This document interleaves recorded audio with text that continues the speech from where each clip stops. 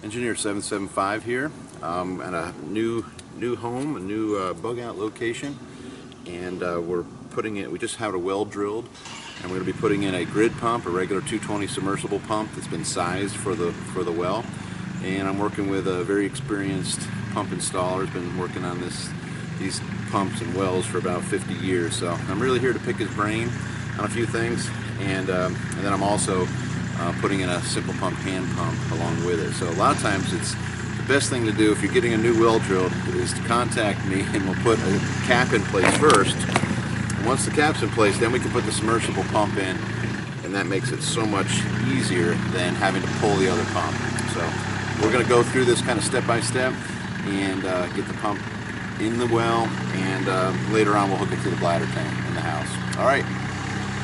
Great tool, sonic water level meter. The first thing we do on the job is we want to verify our static water level. So you hold the button down, and I don't know if you can hear it, but the sonic is shooting. We got 41-foot static water level, temperature 44 degrees. This is a meter from ravenscorp.com. It's a 7-gallon a minute well. We're putting what is it, 1 horsepower? 8 gallon a minute. 8 gallon a minute Myers submersible pump. And it's been sized. You need to size your pump. You need to know your pump curves so you know what you match your pump to the recovery rate of the well as best you can. All right. Predator Plus. That's a good pump. Good. I've used the Myers since 1962. Does that have a built-in check? On a deep setting, the standard in the industry and the standard on deep setting, and I've seen a lot of guys never do it. I pull that pump set 500 feet, and that's the only check valve they have. Is that one? Standard industry is every 200 feet. So check in line. Okay. Because what happens is when the pump goes off, you go to all the water in that pump column, and it does a little drop, and it hammers these impellers, and after a while it'll do a number on it. Gotcha. Plus, if this check goes bad, you got some backups. It's going to keep leaking back, kicking the pump on all the time. Right. So if you got a check in line, that helps it. So this one we're going to run a check about the 7th length, just one check. Because they say every 200 feet we're only going to put it 280. Right. So we're going to run it on that's 14 lengths. We're running on the 7th. I don't know, unless it's a big producer like 20 gallon a minute pump. Must be their flex. Make sure when your thing goes, make sure this is in that notch. Right. But just catching on the bell. I'll get you on the bell. Elevator clamps. A couple different sizes, inch and a quarter, 2 inch.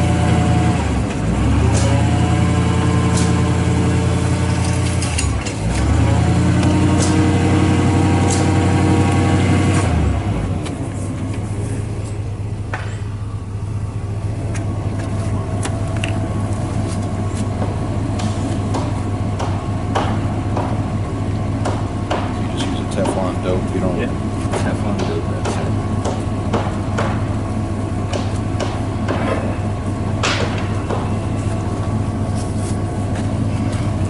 Got it.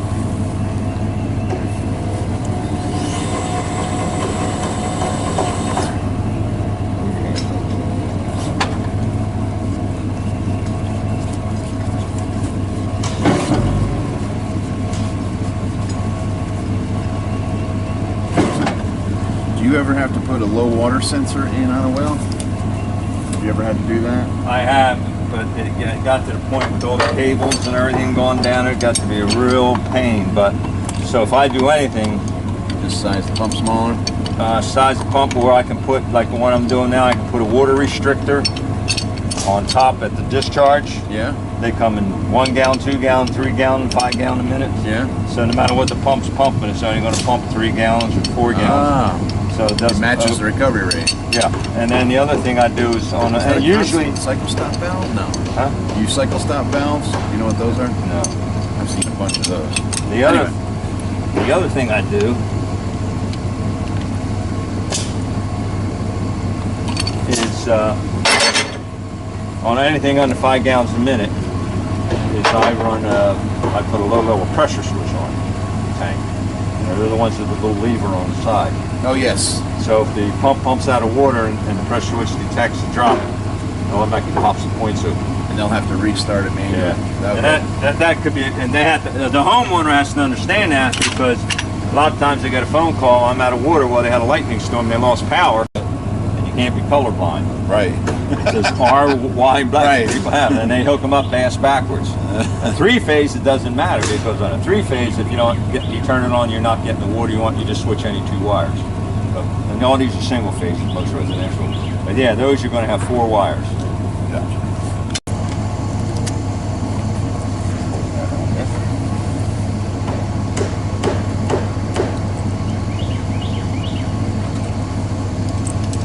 Make it opposite of what I got. You're right. That's right. You're right. No, you're right. Stop.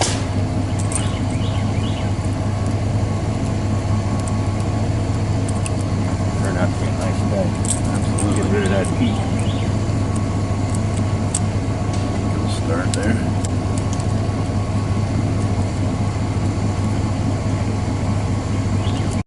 When you're putting a torque arrestor on, just need one on the system.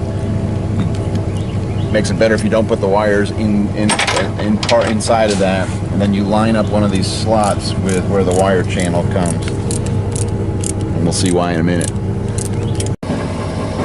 Scary ones when we're running the old galvanized ones that are down at 400 feet. That hurt. I've bent a lot of pipes and I just pulled one of those out for I'll tell you what. I forgot how much a pain in the ass. She got a couple of them.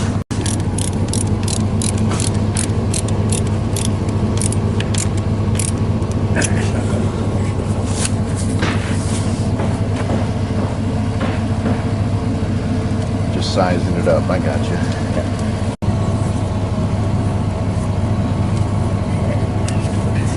Start from the center. I don't know how you do it. Yeah, start from the center and work out. Center out. And I usually use a heat gun because I got map gas, which is way too. If you're using Schedule 80 with its male-to-male threads.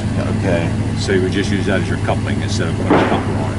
Gotcha. You'd have to run a coupling. If it's male-to-male, you have to get the PVC couplings. Right. So instead of the coupling, wherever you put, you just run your check. So it's just it's called a long. That's a 1-inch long body. 1-inch long body check valve. There's the box right there.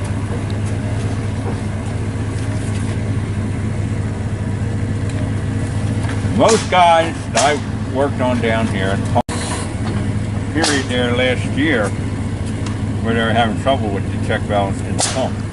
Oh. So they were sending through. Try to keep the wire tight. And I tape, after this, I tape every 10 feet. 2 tapes of wire. Tape it to the pipe first. Yep, to the pipe first. You're right. And then And tight.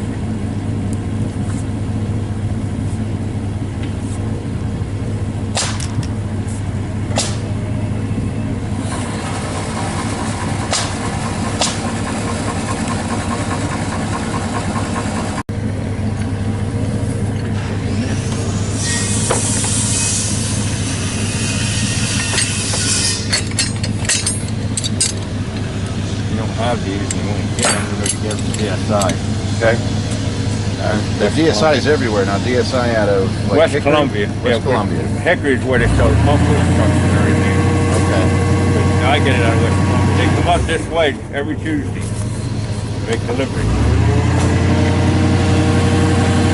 Every Tuesday.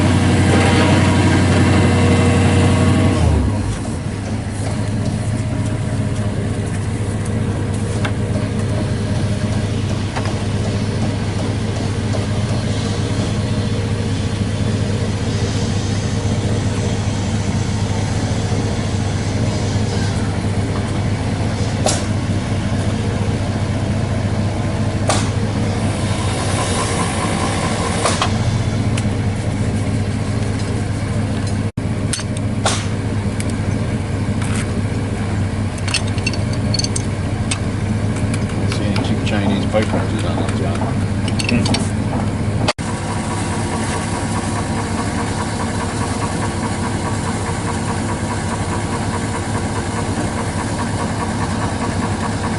You disinfect or anything after you're done? Or Yep, I'll put more in it if you want. I'm curious. I usually do put on. Putting a check valve in the middle of this this setup. Usually you put them every 200 feet. I mean, this will take a lot of load off the impeller and the submersible. Okay, we're going to put the nipple in here now for our well seal for the simple pump and this elevator clamp. Got it? Yeah, 1-inch elevator. Got our T's and everything.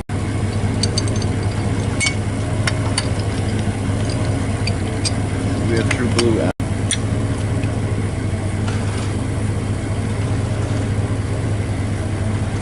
Mine's not quite as nice as this. Alright, we have a lot of homemade stuff. You got feed wires. How much wire do you want left on top? Set screws down. There, it'll go right on.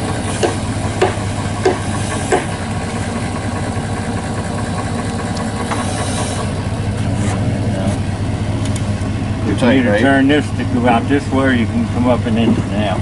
We're probably gonna, might as well head towards the house. That would be fine right there.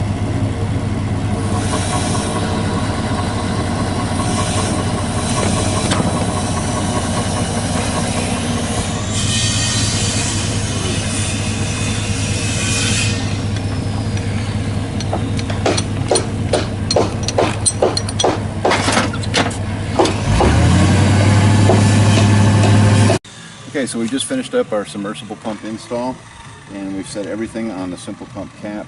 It's so much easier. If you're going to go ahead and drill a well, you know, you might want to think about, if you're ever thinking about putting a hand pump on, it's so much easier if you put the cap in place first. So as you build up from the bottom, you can plumb it for your other pump. It's okay to do it the other way. This just saves a lot of time and aggravation to do it up front. So if you're going to put a backup well, or maybe it's a new construction, go ahead and put the simple pump well seal in place first and then plumb to it. So okay, I think that's it. We're wrapping up this job, another job with Engineer 775. Signing